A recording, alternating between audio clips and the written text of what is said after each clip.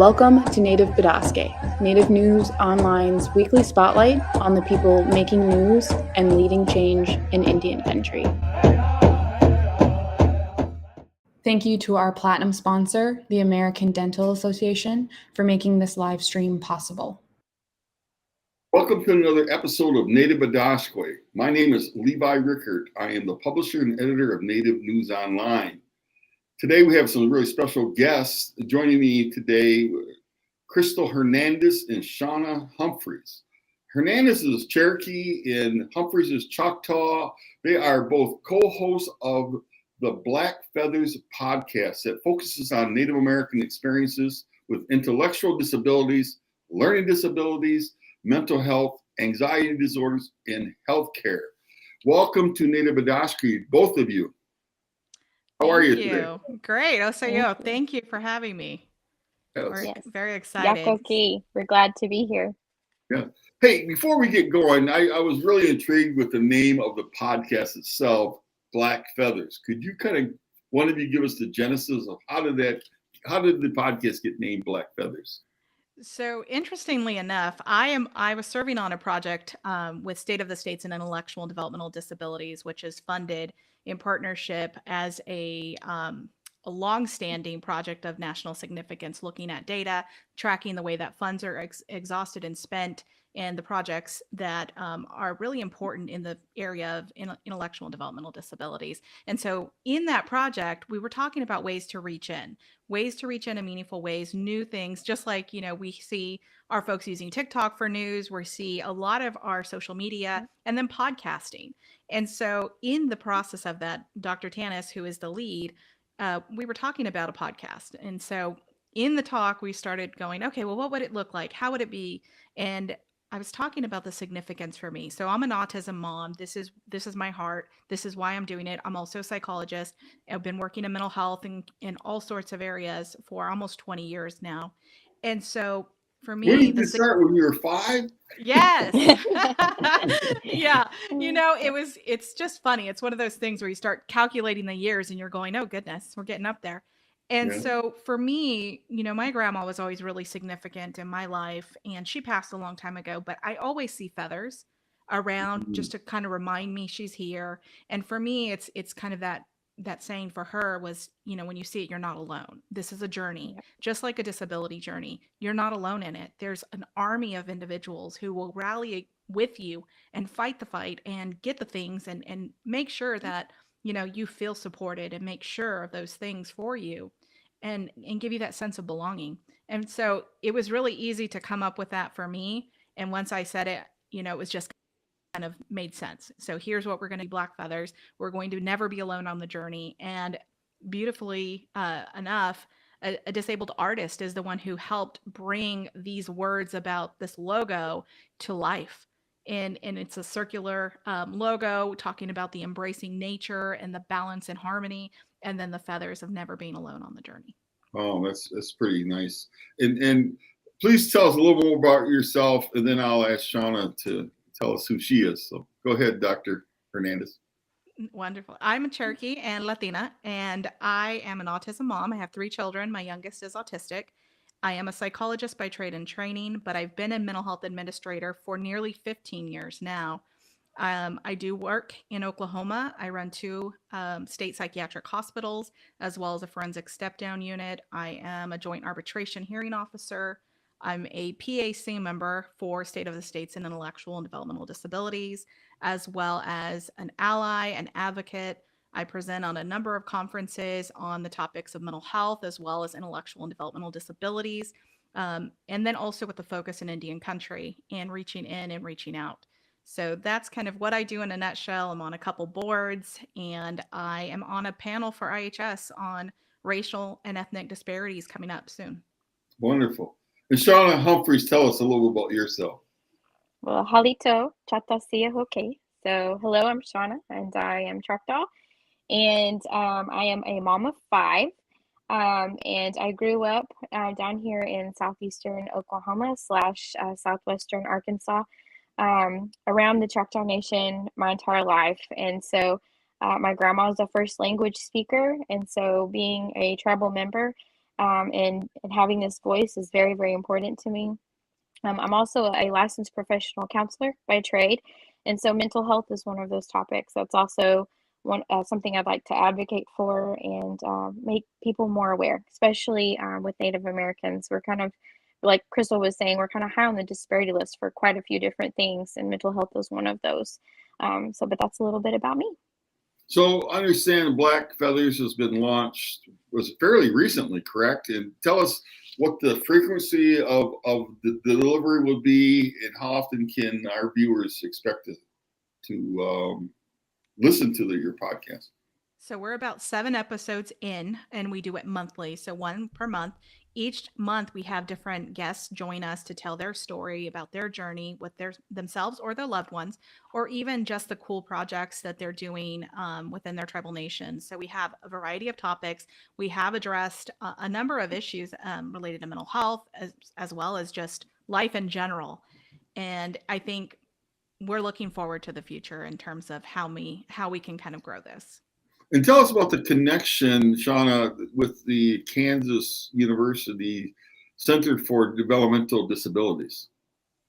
That was actually Crystal.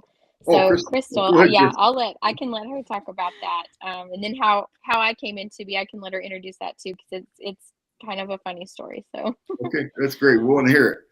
So I was on the Project of National Significance Steering Committee on a specific Indian country project, looking at the way that we can gather data as well as track data and funding for projects, really looking at ways to have meaningful conversations and inform, ACL on what things we're doing well, what things we can do differently, and then the unique needs. And from that project, the podcast topic came up because we were coming into barrier after barrier in terms of all the red tape to try to reach tribal nations. I call it white tape, but go ahead. Right? Yeah. And so it was just one thing after another. And so trying to come up with a unique way to reach in, but also to help people share their stories, because for so long we've been stripped of voices, and to give them their voice and the platform to share their story is so meaningful. Stories resonate with the heart, and we present some data, which, changes people's minds. And I think collectively we can do a lot through this avenue.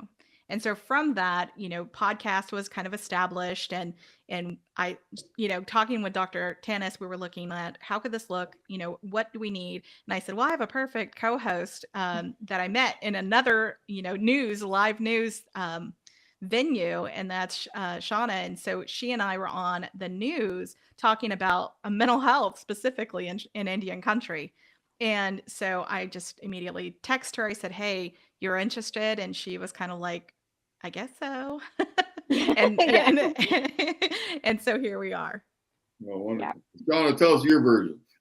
Well, basically what she said, except for all of this is really new to me. So I had never done a podcast. Mm-hmm. That news that I did with Crystal, where we connected, my very first news thing online ever. And so I felt like I had to step out of my comfort zone a little bit, but I knew it was needed. Like I knew I needed to step out of my comfort zone to help be this voice and to help co-host this. And like she said, the stories, Native American culture storytelling is huge, and being able to give people that voice and to tell their stories so that we can get the information out there, to me is just very vital. And so when she contacted me, I was like, oh, sure. Little did I know, though, that it was going to happen pretty quickly, I felt. And then it's just been growing since then, and I've just been honored to be a part of it. Now, I took note in the last Congress,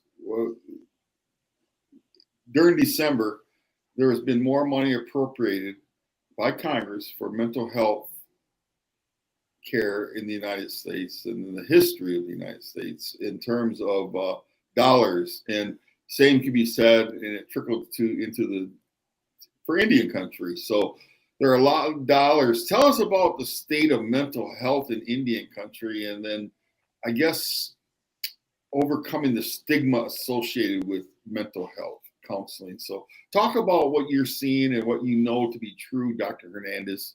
And then Shauna, you can react as well after she gets done. But tell us what you know about mental health in Indian country right now.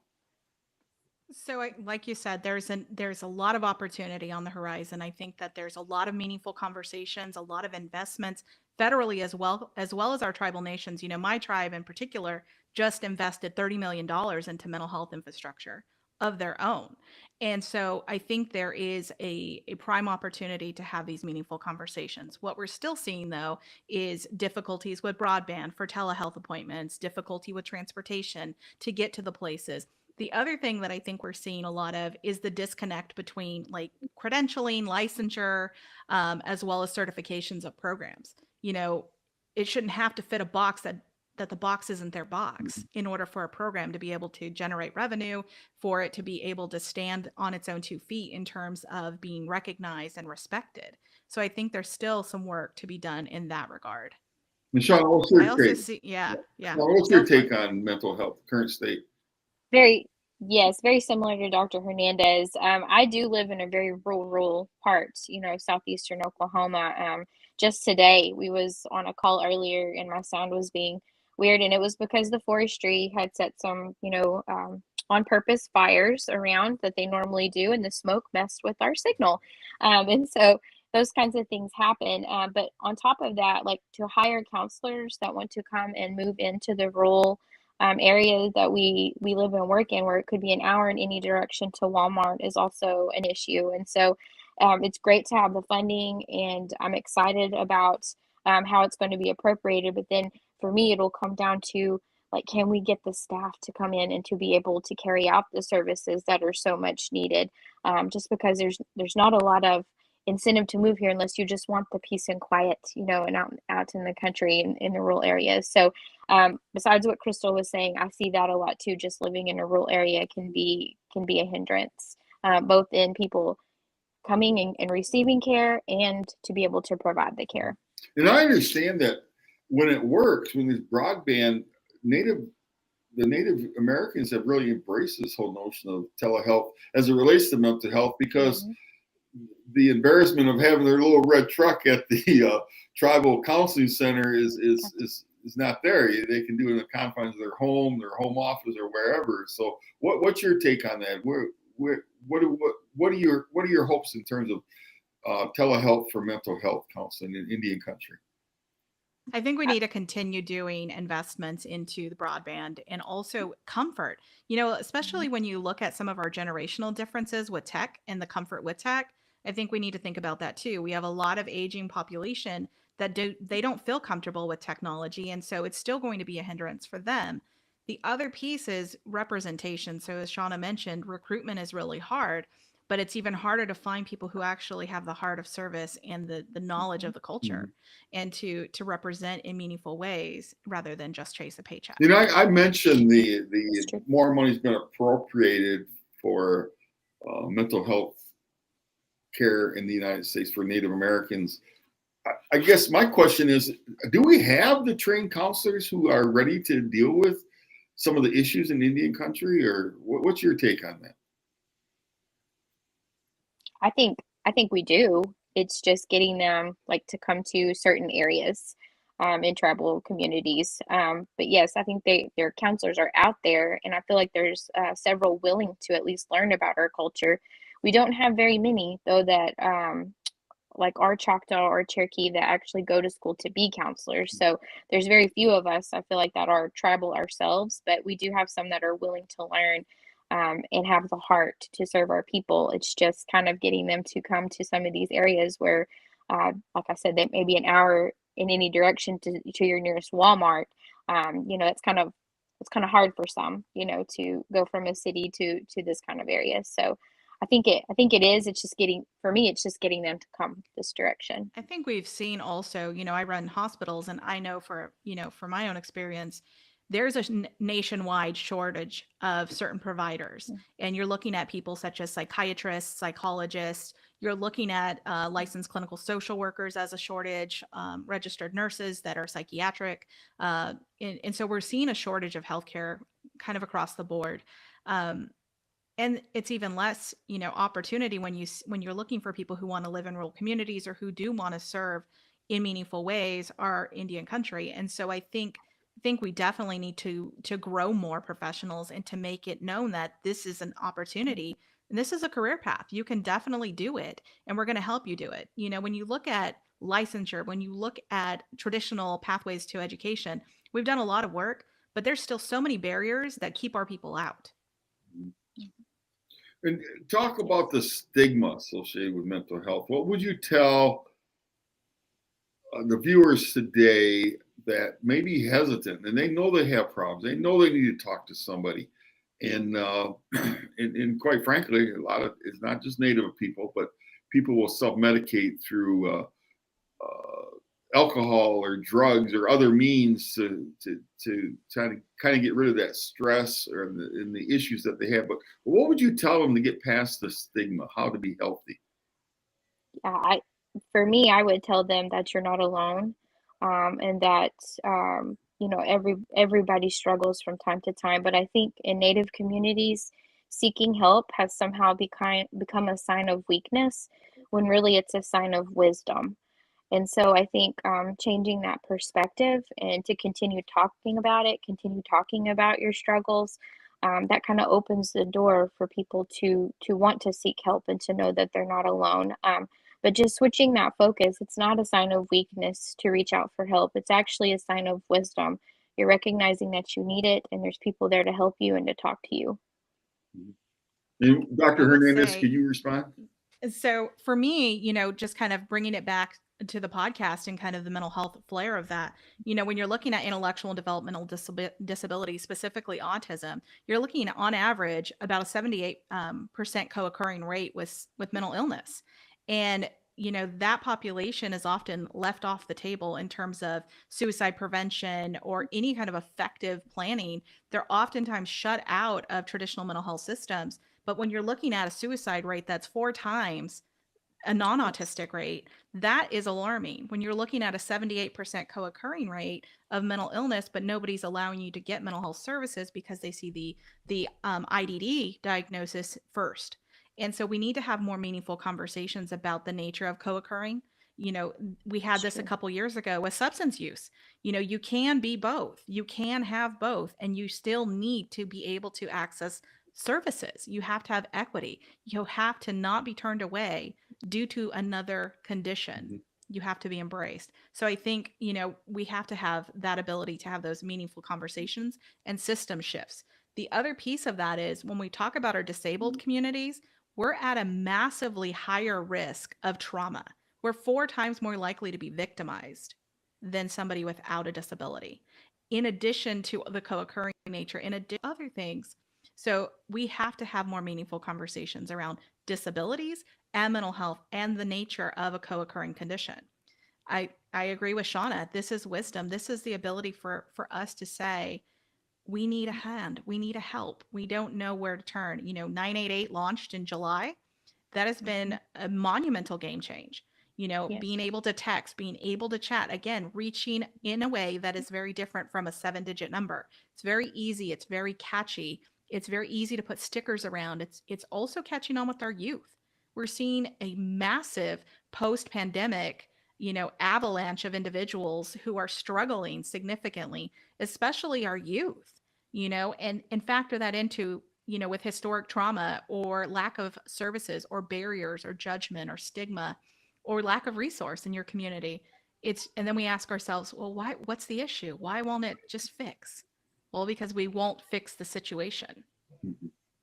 And that's why I'm excited that you two are doing the Black Feathers podcast that deals with the mental health issue. We know with just pandemic has been very stressful on average Americans, and we've lost so many people in Indian country as a result of the pandemic. The historical trauma associated with Indian boarding schools is another thing is really upon us right now. Is Deb Haaland, Secretary Haaland, I'll show her respect, the Secretary of the Interior, and Brian Newland with the Road to Healing tour. It's very significant. Time for healing for Native Americans. So I'm excited about the podcast. What has the reaction been in Indian countries thus far to the podcast? I've heard nothing but great things, you know, and we always have an open platform on the website for people to give us questions, propose topics, or even just ask to come on. We're always looking for stories. We're always looking to have a diversified presence, from tribal nation to tribal nation, but also region to region, age differences. I mean, all sorts of things. We want everyone to be included at the table. For so long, we were not allowed in the room, let alone at the table. And so it's like, we're in the room now, and now we need to get to the table, and we need to do it in meaningful ways. So yes. Yeah, blackfeathers.org. We look for that information. We also want to be that repository of resource. I talked to a number of grandparents, aunts, uncles, and parents who are on this journey, and they're always going out going, where do I find the information? There's a little piece of it over here and a little piece of it over there. There was a one-time project, 10 years ago, and it hasn't been renewed. And so we want to be that place that collects this information, because when you're in crisis or you're on this journey and you're mixed emotions, you don't need to go look for 17 different things in 17 different places, let alone ask for things that you don't even know exist or that you don't even know you need. So we want to be that. We want to look at gathering that data to inform home and community service-based waivers, have the tribes actually administer them, themselves. Stop and reframe everything. The tribal nations have sovereignty. They know what they want and need, and we need to give that space and time to be able to serve our people. I love it. I love it. And what is your long-term expectation or measure of success for your efforts with the Black Feathers podcast? It's to inform our funders, the Administration of Community Living, State of the States and Intellectual and Developmental Disabilities, about the things that need our attention, the projects that are meaningful for our people, and the things that would really help us and work for us, and fund them in meaningful ways, sustain the funding, grow the funding. No more one-off projects, no more siloed, situations. We need to build a system. We are not a people that need rescuing. We're a people that are here to say we want to be part of the building. That's strong. I love that. I love that. Hey, how can the viewers connect? And I think you mentioned it, but with your with the podcast after this, after watch this stream, how do they connect? Yep. So the website is blackfeathers.org. Crystal is correct on that. And then the podcast is found anywhere where you find podcasts. So your Apple Music, I believe Amazon podcast. So wherever you listen to your podcast, you can find it. And any last words? What have we left out? I know that we're limited on time today, but and I really want you to come back, because I want to help chart the progress and hear how great things you're doing. But any last words today? Shauna, let's start with you, and then Dr. Crystal can have the last word. Well, we're just really hoping, like, whenever you asked that last question, it just really brought to mind, like, we really hope this podcast is a call to action for a lot of people, and that it incites change, brings the awareness that it needs. Because like she said, we're sovereign people. And, we want to make these changes to better serve our people and just for our people in general. Dr. Hernandez, you have the last word. Absolutely. So this month is Developmental Disabilities Awareness Month, and next month is Autism Acceptance and Awareness Month. And so this month, we actually are taking the podcast live next week on the 21st in celebration of the National Developmental Disabilities Awareness Month. We are partnering with the National Association of Councils on Developmental Disabilities, which is a huge partnership. Both of State of the States and Intellectual and Developmental Disability and KUCDD are ACL affiliates. And so we want to make sure that we get people there. We have some fantastic panelists that are going to be joining us from all different areas of the United States, from different tribal nations, including those with lived experience. And so we would love for everyone to join us March 21st. You can go on our website and find that link to register. That's wonderful. And thank you very much. And Chi Miigwech for coming on today. We really appreciate it. Thank you. Okay. Thank you for having us. And to our viewers, Chi Miigwech for tuning in to another episode of Native Bidaské.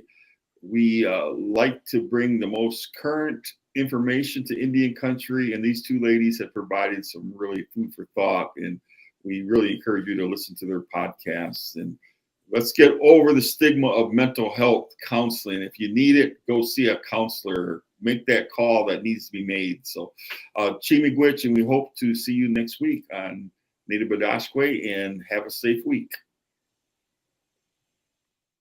Thank you to our platinum sponsor, the American Dental Association. If you appreciate what we do here at Native News Online, we invite you to donate to support our continued work covering Indian country. You can scan this code with your smartphone or go to the link located below this video to donate today. We greatly appreciate your support. Please be sure to subscribe to our YouTube channel and follow us on Twitter, Facebook, and Instagram, and be sure to scan this code or go to the link below to subscribe to our newsletter. Thank you for joining us today, and please be sure to join us again next week for another episode of Native Bidaské. Chi Miigwech.